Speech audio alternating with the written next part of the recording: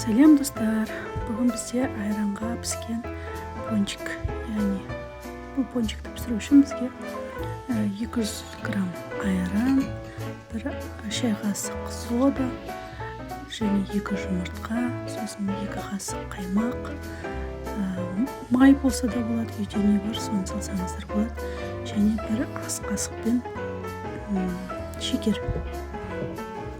Осылардың барлығын рет-ретімен араластырамыз. Бірінші айран үстіне жұмыртқа менде үйдің жұмыртқасы, көріп отырғандарыңыздай сары іші.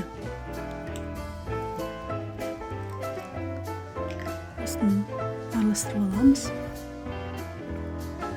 Соусын салған кезде кәдімгідей көпіріп тез ыдырайды.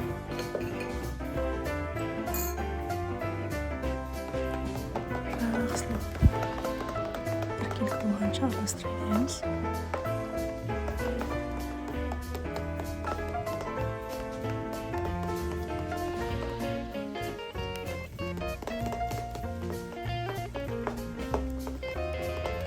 Көріп тұрғандарыңыздай көпіршік пайда болды, яғни ол айран мен соданың әсерінен.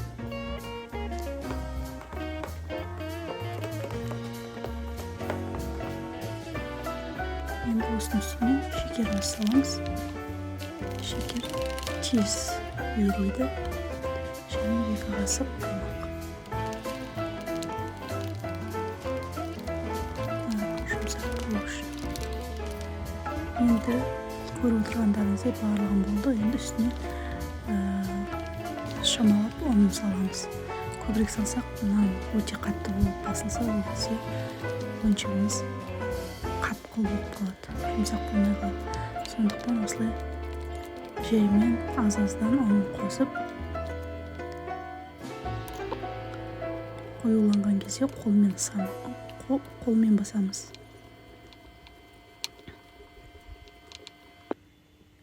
Міне осындай тесті дайындап аламыз. Қолға жабысқақ болып келеді.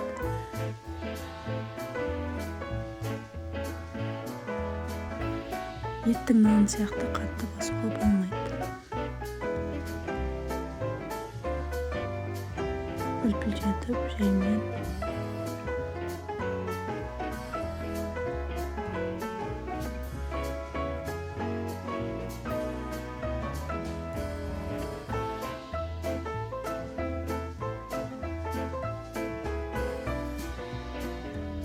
кейін қандырып осындай жүріп тез жасап аламыз да осыны.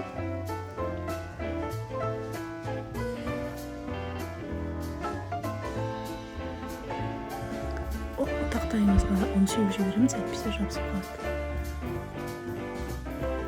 Осы бір дөңгелекті мен 12 бөлікке бөлем. Қақ ортасын, яғни 4-ке бөліп алам.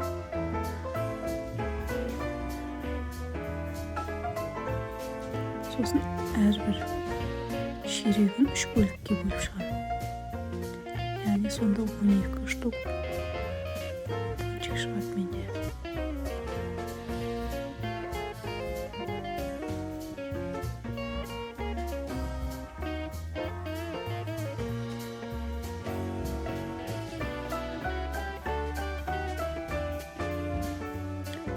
Он екісін өстіп бөліп алам.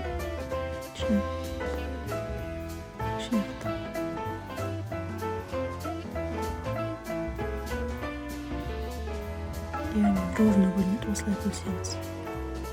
Арасында болуы мүмкін, бір-екеуі үлкен кіші деген сияқты. Сосын осылардың әрбіреуін шеке-шеке дөңгелектеп қоям.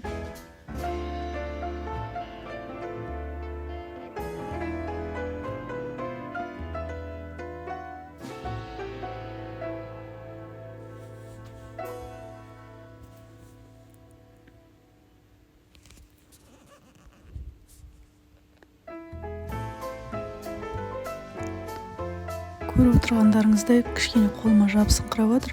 Бұндай жағдайда да кішкене ұн сеуіп жіберем. Себебі өте жұмсақ қылып басқанның қысқандықтан ол себебі жабысуының себебі. Осылай барлығын дөңгелектеп шығамын тағы бір мәрте.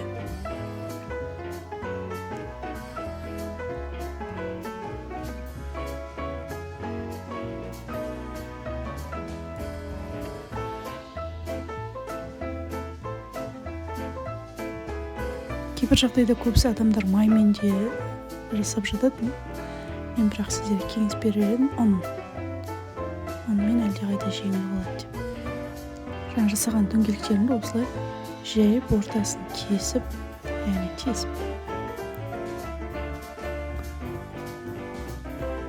осылай қолмен тартып, осылай барлығын жайып шығады.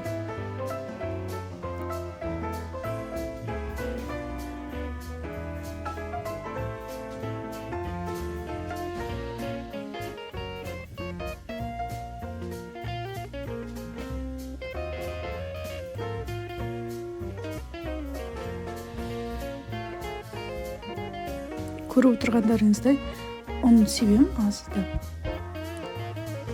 Сеппеске болмайды. Ол кезде тақтаға жабысып қалады.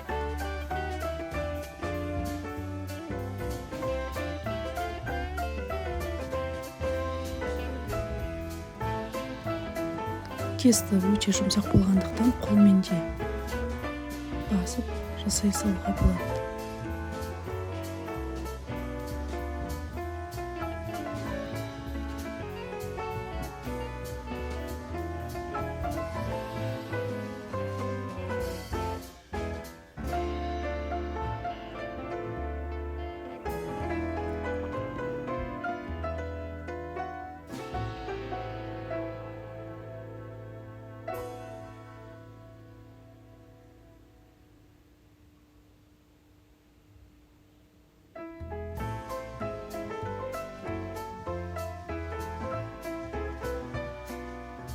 Осылай қалғандарында дәл осылай жасап шығамын.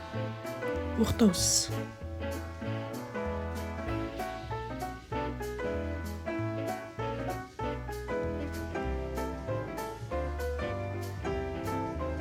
Міне менде осындай 12 штук пайда болды. Енді майды қыздырып, сковородкеге сыйғанша салып пісіремін. Көріп отырғандарыңыздай менің сковородкеме 2 ғана сыйды. Осылай 2 жағын қызартып аламыз. Нәтижесінде менде мындай пончиктер пайда болды. Ас болсын дайындап көріңіздер, каналға